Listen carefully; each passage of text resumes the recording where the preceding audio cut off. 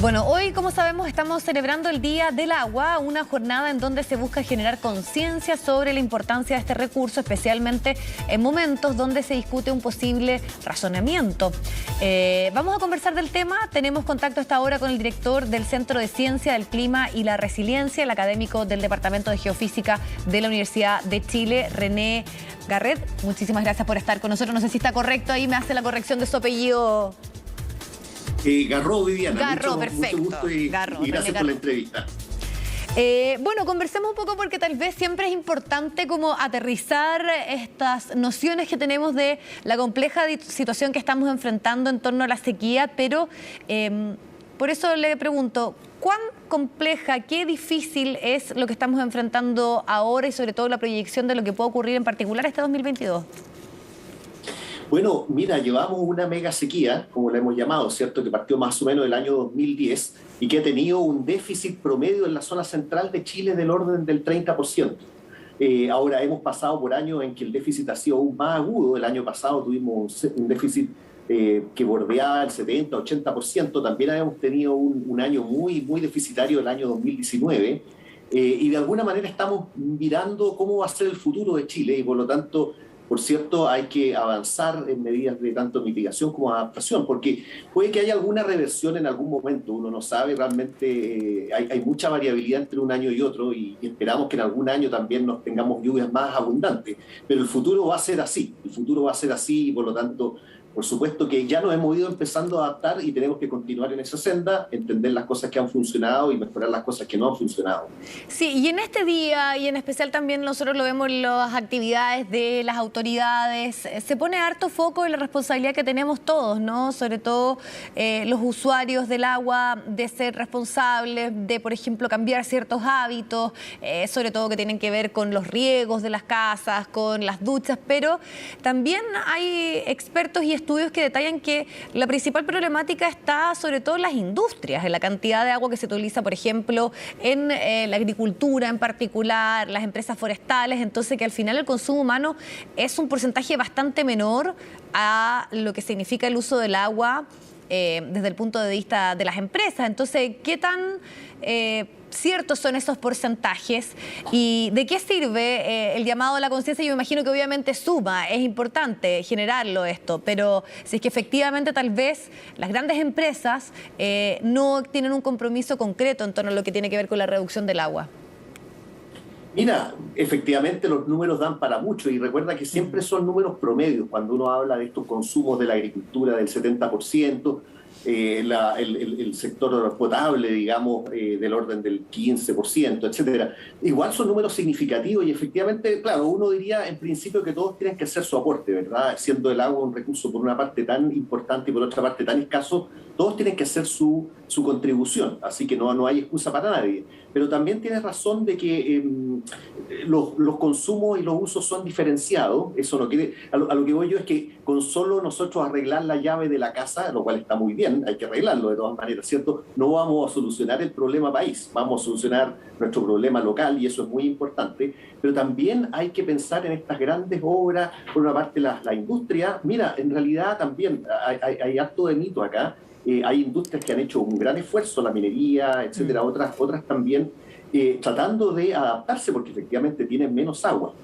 Entonces hay que ir caso a caso. Yo diría que uno puede decir, oye, estos se han portado bien, estos se han portado mal. Hay que realmente mirar los números a nivel regional y a nivel desagregado, como decías tú, por sector económico, y ver quiénes han avanzado en el reuso y quiénes no.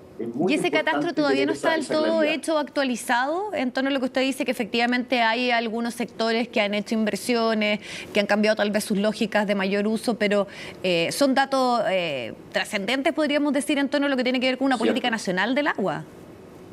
Claro, mira, hay estudios, pero son muy enfocados en sectores específicos y por lo tanto yo creo, tampoco no quiero repetir de que nos tenemos que quedar hasta siempre con los diagnósticos, ¿verdad? Pero ese es un dato importante, realmente saber cómo estamos en el uso del agua y por lo tanto nosotros siempre decimos necesitamos más datos, es verdad. Yo creo que también hay que seguir avanzando porque, de nuevo, insisto, más que colocar y señalar a algunos que a lo mejor han ido más tarde y otros han ido más temprano en esto de la adaptación, lo importante es justamente aprender de las industrias y de los sectores que sí lo han hecho bien, Si tú piensas, por ejemplo, el agua urbana en general sigue funcionando, por supuesto ahora tenemos esta sombra del racionamiento, pero ya llevamos 10 años y por lo tanto de alguna manera esos sectores, el sector de generación de agua potable para los grandes urbes, lo ha hecho relativamente bien.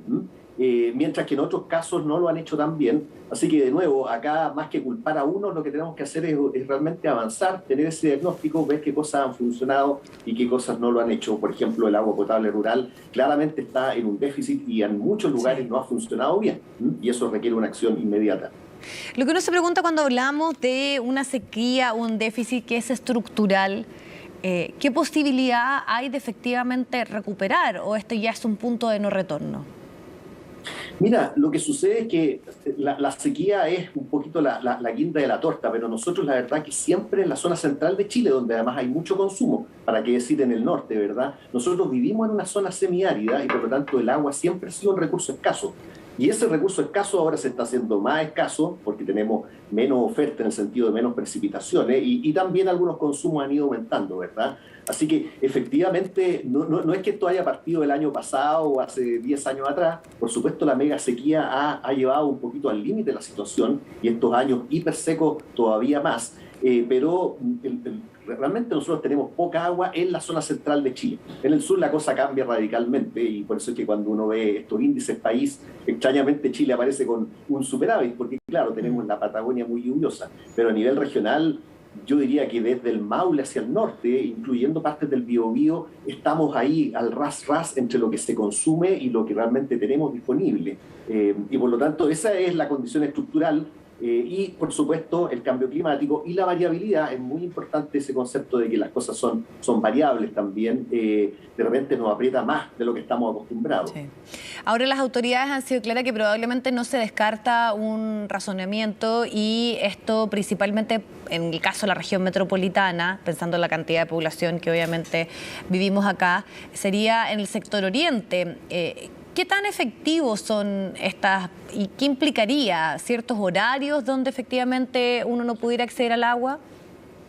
Bueno, ahí le vamos a tener que preguntar a la Superintendencia de Servicios Sanitarios y al operador, ¿cierto?, del agua potable acá en Santiago. Hoy día justamente escuchaba una entrevista de que no es inminente, pero eso es algo que ellos manejan. Por supuesto que uno se puede imaginar de que racionamiento en cualquier parte es complicado. Nosotros hemos tenido racionamiento en Santiago, recuerda tú, pero más bien asociado a eventos aluvionales que tuvimos en el 2013 y el 2012. Y un par de días, bueno, en cualquier parte que a uno le corten el agua, cierto, es dramático, pero en una ciudad de 7 millones es aún mayor.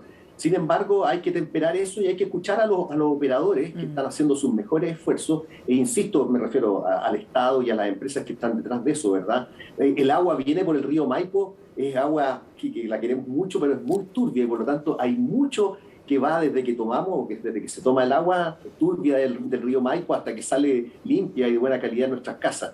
Entonces hay que valorar ese esfuerzo, hay que ver cómo lo están haciendo y entiendo yo, hoy día escuchaba, no me acuerdo si al superintendente o a alguien de la empresa sanitaria, que el riesgo inminente aparentemente ya hemos pasado lo peor, porque el consumo igual tiende a bajar ahora un poquito cuando viene el otoño, si bien es cierto también los ríos están en un mínimo, y bueno, vamos a ver cómo se comporta este año en cuanto a las precipitaciones acá en Chile Central. Y para finalizar, quería preguntarle, porque también otro punto que se plantea siempre en torno a la situación compleja que enfrentamos como país es nuestro mar. Es decir, bueno, ahí tenemos donde echar mano.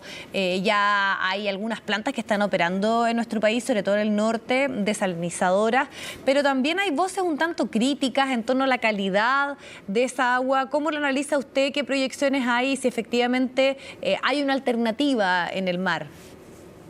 Ciertamente que hay una alternativa y por supuesto, como en todas las cosas, se puede hacer un poco mejor o un poco peor, ¿verdad? Y eso tiene que al final, y quiero ser enfático también, eso tiene que ver con costos y con obras muy grandes y que toman mucho tiempo. También acá hay que partir en algún momento y como decías tú, algunos ya han partido, desarrollar estos sistemas, ya sea de mejoras, extracciones de agua subterránea acá en la zona continental o el agua de mar, que es un recurso, no es inagotable tampoco y no es inocuo, ¿cierto? Y hay que hacerlo bien. Pero de todas maneras esas son soluciones más bien de mediano a largo plazo. Todos esos diseños requieren, por una parte, requieren muchos recursos, y alguien tiene que ver quién va a pagar esa cuenta, y además requiere una cierta estabilidad, porque como les decía, son inversiones y proyectos que mínimo toman 5 años, mínimo, probablemente más del orden de los 10 a los 15 años. Y por lo tanto, todo lo que podamos hacer de adaptación y de reuso y de disminución del uso en todos los sectores va a ser muy bienvenido. Hay que jugar a los dos lados, ¿cierto? A tener por una parte, mayor oferta, pero también disminuir la demanda que hacemos de este recurso tan vital. René, le queremos agradecer muchísimo el tiempo y la posibilidad de conversar y sobre todo profundizar en este tema que es tan urgente. Muchísimas gracias. Así es, Viviana, muchas gracias a ustedes.